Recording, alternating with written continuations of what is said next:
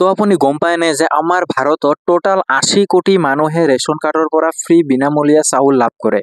কিন্তু এটা ভয়ংকৰ খবৰ ওলাল যে 6 কোটি মানুহৰ ৰেচন কাৰ্ড বন্ধ কৰা হৈছে অসম চৰকাৰ তথা কেন্দ্ৰীয় চৰকাৰৰ পৰা।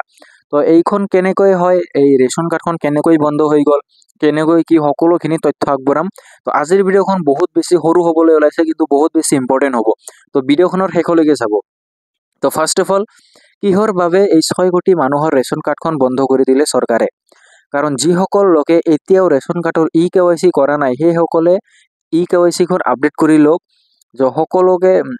যিসকল লোকে KYC খন বহুত বেছি ইম্পৰ্টেণ্ট হয়, তো KYC খন আপডেট কৰি ল'ব। প্লাছ যিসকল লোকে ৰেচন কাৰ্ডৰ পৰা 3 মাহলৈকে চাউল লোৱা নাই, মানে 3 মাহ লাগাতাৰ যদি যিসকল লোকে কোনো চাউল বা ৰেচন কাৰ্ডৰ এন্ট্ৰি কৰা নাই, সেইসকল লোকৰ ৰেচন কাৰ্ডখন 100% বন্ধ হৈ যাব। তো এইখন অসম চৰকাৰ তথা কেন্দ্ৰীয় চৰকাৰৰ পৰা একদম নিশ্চিতকৰণ হৈ গৈছে। আৰু কোন সকল লোকৰ ৰেচন কাৰ্ডখন বন্ধ নহ'ব, সেই বিষয়ে আলোচনা কৰিম।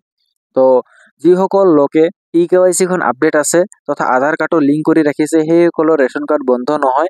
আৰু যিসকল লোকে কণ্টিনিউ চাউল লৈ আছে বা আপুনি ডিলাৰৰ তাতে গৈ এন্ট্ৰি দি আছে, KYC আপডেট আছে, সেইসকলৰ ৰেচন কাৰ্ডৰ কোনো ক্ষয় ক্ষতি নহয়।